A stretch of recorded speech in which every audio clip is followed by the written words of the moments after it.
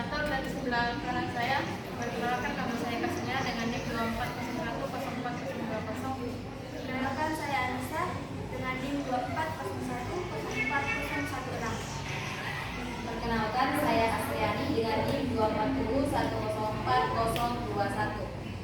Baik, selanjutnya saya persilakan kepada Bu materi untuk memaparkan materi utama. Saya persilakan kepada saudari Astriani. Ya. Tujuan filsafat pendidikan. Filsafat pendidikan merupakan suatu cabang filsafat yang membahas mengenai tujuan dan hakikat pendidikan. Pemikiran dan teori yang berkaitan dengan filsafat pendidikan meliputi tujuan pendidikan, hakikat pendidikan, serta metode dan strategi pembelajaran. Filsafat berasal dari bahasa Yunani yaitu filosofis yang berarti cinta atau kasih terhadap kebijaksanaan atau kearifan. Oleh karena itu, filsafat pendidikan dapat diartikan sebagai kebijaksanaan atau pemikiran tentang pendidikan. Dalam konteks pendidikan, filsafat pendidikan digunakan sebagai pedoman dalam mengembangkan sistem pendidikan dan mencapai tujuan-tujuan yang telah ditetapkan. Menurut Al-Syaibani 1979, filsafat pendidikan adalah aktivitas pikiran yang teratur yang menjadikan filsafat sebagai jalan untuk mengatur, menyelaraskan, dan memadukan proses pendidikan. Artinya, filsafat pendidikan dapat menjelaskan nilai-nilai dan maklumat yang diupayakan untuk kemanusiaan, merupakan faktor yang integral. Tujuan filsafat pendidikan adalah untuk membantu memahami tujuan pendidikan itu sendiri. Filsafat pendidikan mengarahkan sistem pendidikan untuk mencapai tujuan-tujuan tertentu yang telah ditetapkan. Ada beberapa tujuan filsafat pendidikan, yaitu yang pertama, mengembangkan potensi manusia secara menyeluruh. Hal ini bertujuan untuk mengembangkan potensi fisik, intelektual, emosional, dan sosial manusia secara optimal sehingga dapat mencapai kebahagiaan dan keberhasilan dalam hidup. Yang kedua, mempersiapkan manusia untuk kehidupan sosial, ekonomi, dan politik. Tujuan ini bertujuan untuk mempersiapkan manusia untuk hidup dalam masyarakat yang kompleks, dinamis, dan kompetitif. Yang ketiga, mengajarkan manusia untuk hidup secara bermakna dan bahagia. Tujuan ini bertujuan untuk membantu manusia mencapai makna hidup dan kebahagiaan. Meskipun ada beberapa tujuan filsafat pendidikan yang sudah disebutkan, setiap filosof dan teori pendidikan dapat memiliki pandangan yang berbeda-beda mengenai tujuan pendidikan. Misalnya, beberapa teori pendidikan mengutamakan pengembangan keterampilan, sedangkan yang lain mengutamakan pengembangan pengetahuan. Itu pemaparan materi dari saya. Saya kembalikan ke moderator. Baiklah, selanjutnya saya persilahkan kepada pemateri kedua yakni saudari Anissa. Baik, adapun materi kedua yaitu penerapan tujuan filsafat pendidikan dalam praktik pembelajaran dan kehidupan sosial. Penerapan tujuan filsafat pendidikan dapat dilihat dalam praktik pembelajaran dan kehidupan sosial melalui beberapa aspek kunci yang saling terkait. Dalam praktik pembelajaran, filsafat pendidikan tidak hanya mempengaruhi apa yang diajarkan, tetapi juga cara mengajarkannya. Hal ini termasuk pengembangan karakter dan moral melalui integrasi nilai-nilai dan setiap mata pelajaran. Peningkatan kemampuan berpikir kritis dengan metode pembelajaran yang mendorong siswa untuk bertanya dan berdiskusi, serta penanaman motivasi untuk pembelajaran seumur hidup. Di luar kelas, tujuan filsafat pendidikan berdampak langsung pada cara individu berinteraksi dengan masyarakat. Penerapannya terlihat dari pendidikan yang diarahkan untuk menciptakan warga negara yang bertanggung jawab dan sadar akan hak dan kewajibannya. Penerapan tujuan filsafat pendidikan dalam ruang kelas mengubah paradigma dari sekedar menghafal menjadi memahami dari sekedar transfer informasi menjadi pembentukan manusia yang seutuhnya. Yang pertama, pembentukan karakter dan moralitas yang kuat. Filsafat pendidikan mengajarkan bahwa tujuan utama pendidikan bukanlah mencetak robot-robot cerdas, melainkan individu yang beretika.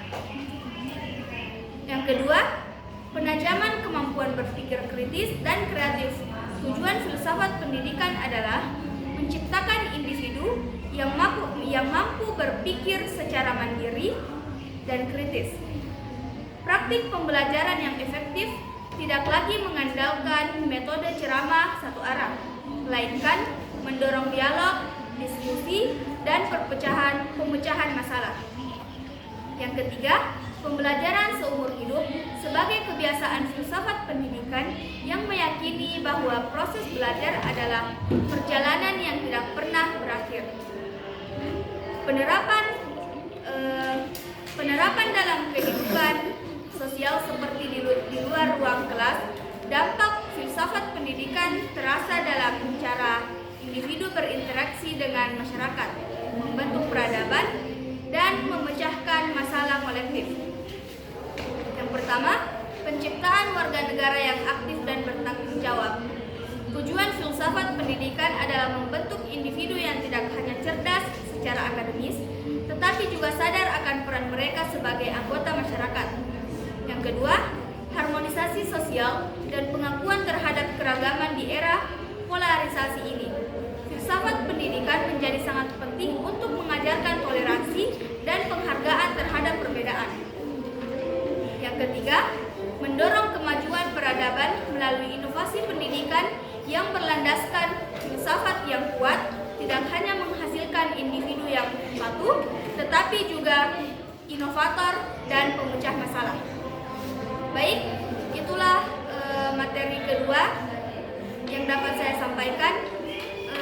Saya kembalikan ke moderator. Selanjutnya saya persilakan kepada pemateri ketiga, yaitu Saudari Kasmira. Saya persilakan. Baik, langsung saja. Untuk materi ketiga yaitu keterkaitan tujuan filsafat pendidikan dengan perkembangan individu kognitif, afektif, dan psikomotorik. Tujuan filsafat pendidikan adalah membimbing perkembangan individu secara menyeluruh, mencakup 3 ranah utama, kognitif, afektif, dan psikomotorik.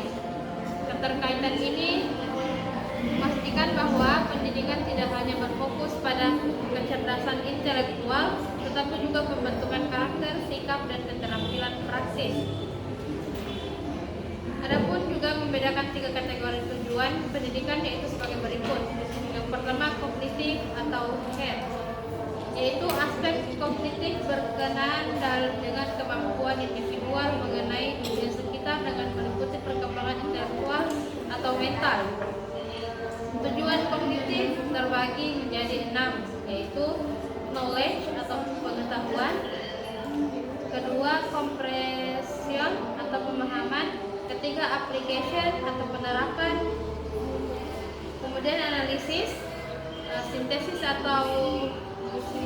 dan evaluasi atau penilaian. Kedua, aktif atau health. Tujuan afektif adalah mengenai perkembangan sikap, perasaan, serta nilai-nilai atau perkembangan emosional dan moral. Tujuan afektif terbagi menjadi 5, yaitu receiving, yaitu menerima, menaruh perhatian pada nilai tertentu. Responding atau merespon, yaitu memperlihatkan reaksi terhadap norma tertentu. Following atau menghargai, yaitu menerima norma, menghargai suatu norma dan mengikat diri pada norma tersebut. Kemudian organization atau organisasi, membentuk konsep nilai, menyusun suatu sistem nilai-nilai, dan karakterization, yaitu dengan mewujudkan nilai-nilai filsafat pendidikan sebuah pengantar awal dalam pribadi sehingga merupakan watak seseorang. Norma itu menjadi bagian diri pribadi. Ya.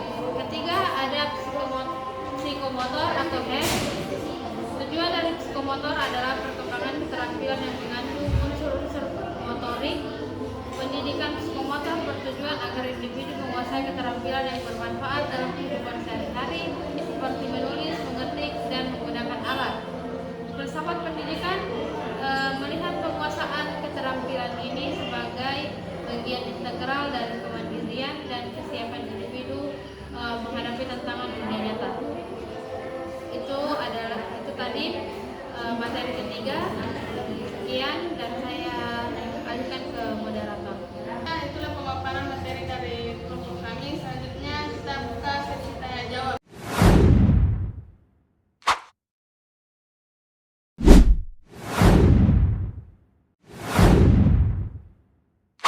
Baik, terima kasih atas kesempatan yang telah diberikan kepada saya. Perkenalkan, nama saya Faradila Godiva, akan memberikan pertanyaan. Ya, Baik, terima kasih atas kesempatan yang telah diberikan kepada saya. Adapun pertanyaan saya yaitu, bagaimana filsafat pendidikan mempengaruhi praktik pendidikan? baik, terima kasih telah memberikan saya kesempatan untuk mengajukan pertanyaan. Pertanyaan saya langsung saja, bagaimana filsafat dapat membedakan antara tujuan filsafat di jangka pendek dan jangka panjang pendidikan. Itu saya kembalikan ke moderator. Pertanyaan dari saudari Faradila Godiva akan dijawab oleh saudari Asian. Terima kasih atas kesempatan yang telah diberikan oleh moderator kepada saya. Bagaimana pertanyaan dari saudari Faradila Godiva, yaitu bagaimana filsafat pendidikan mempengaruhi pendidikan dan praktik pendidikan. Filsafat pendidikan mempengaruhi praktik pendidikan, yaitu dengan memberikan landasan untuk merumuskan tujuan, kurikulum, metode pengajaran, dan evaluasi, serta membentuk karakter peserta didik. Filsafat pendidikan berfungsi sebagai pedoman bagi guru dan pengelola pendidikan dalam merancang proses belajar yang relevan, efektif, dan bermakna yang sejalan dengan nilai-nilai yang dianut oleh masyarakat atau bangsa. Selanjutnya ada beberapa poin terkait filsafat pendidikan yang dapat mempengaruhi praktik pendidikan. Yang pertama yaitu menentukan tujuan dan arah pendidikan. Yang kedua, mempengaruhi kurikulum dan materi pembelajaran. Yang ketiga, memandu metode pengajaran dan evaluasi. Yang keempat, membentuk pola pikir pendidik. Dan yang terakhir yaitu menjadi fondasi sistem pendidikan. Itu jawaban dari saya kembalikan ke moderator. Baiklah, untuk saudari Faradila Godiva, apakah jawaban dari kami sudah dipahami atau masih ada tambahan? Baik, jawabannya saya terima. Baiklah, selanjutnya untuk pertanyaan dari saudari Faradila akan dijawab oleh saudari Anissa. Baik, terima kasih atas kesempatan yang diberikan. Langsung saja dari pertanyaan, bagaimana filsafat dapat membedakan tujuan antara tujuan jangka panjang dan tujuan jangka pendek. Nah, perbandingannya itu terbagi menjadi beberapa aspek, ada waktu, makna, fungsi, motivasi, dan resiko. Dari aspek waktu, tujuan jangka panjang itu mingguan hingga tahunan. Ya.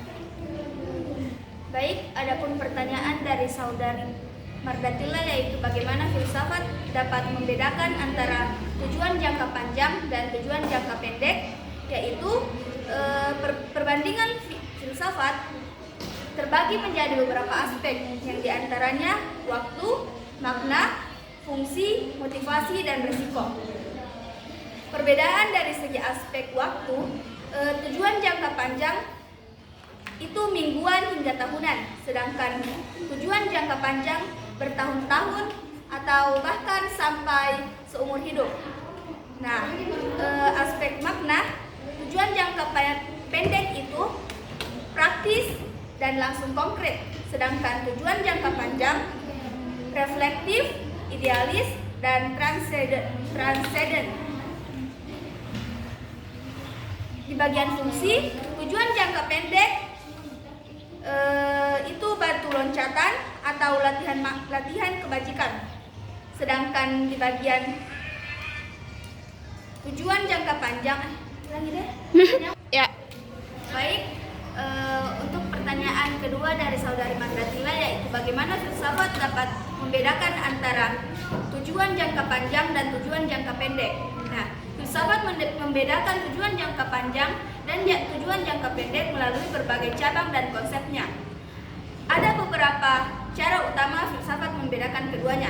Yang pertama, tujuan jangka panjang, sasaran yang ingin dicapai dalam periode waktu yang lebih lama, yaitu beberapa tahun hingga puluhan tahun. Tujuan ini biasanya bersifat strategis, transformatif, dan mendasar. Tujuan jangka pendek, sasaran yang ingin dicapai dalam periode waktu yang lebih singkat, misalnya beberapa hari hingga beberapa bulan. Tujuan ini bersifat taktis, operasional, dan inkremental. Perbedaan melalui cabang filsafat. Dalam etika, tujuan jangka panjang seringkali berkaitan dengan kebijakan dan kehidupan yang bermakna atau eudaimonia. Tujuan jangka pendek lebih fokus pada tindakan sehari-hari yang sesuai dengan prinsip moral. Yang kedua, ada aksiologi. Cabang ini membahas tentang nilai. Tujuan jangka panjang mencerminkan nilai-nilai tertinggi seseorang atau masyarakat, sementara jangka pendek adalah manifestasi praktis dari nilai-nilai tersebut dalam tindakan sehari-hari. Yang ketiga, epistemologi. Dalam epistemologi, tujuan jangka panjang bisa berupa pencapaian pengetahuan yang mendalam dan pemahaman yang komprehensif. Tujuan jangka pendek adalah mengumpulkan informasi dan memvalidasi data yang relevan. Baik, itu saja pembahasan dari saya. Jawaban dari saya kembalikan ke moderator. Baiklah, untuk saudari Mandratila, apakah jawaban dari kami sudah dipahami atau masih ada tambahan? Baik, terima kasih atas jawaban telah diberikan. Baiklah, selanjutnya ada pun kesimpulan dari materi kami, yaitu filsafat pendidikan memiliki peran sentral dalam menentukan arah dan tujuan pendidikan itu sendiri, baik dalam konteks pembelajaran di kelas maupun dalam kehidupan sosial. Filsafat pendidikan tidak hanya sebatas teori, melainkan menjadi landasan praktis untuk menciptakan sistem pendidikan yang berorientasi pada pengembangan potensi manusia secara menyeluruh. Hal ini terlihat dari tujuan utamanya untuk mengembangkan individu yang beretika, memiliki kemampuan berpikir kritis dan kreatif, dan siap menghadapi dinamika sosial. Penerapan tujuan ini termanifestasi dalam pembelajaran yang mengintegrasikan nilai moral, mendorong dialog, dan menanamkan motivasi untuk belajar seumur hidup. Lebih dari sekedar ranah intelektual, tujuan filsafat pendidikan juga mencakup pembentukan individu yang utuh, sejalan dengan taksonomi Bloom yang membagi tujuan menjadi 3 ranah, yaitu kognitif, afektif, dan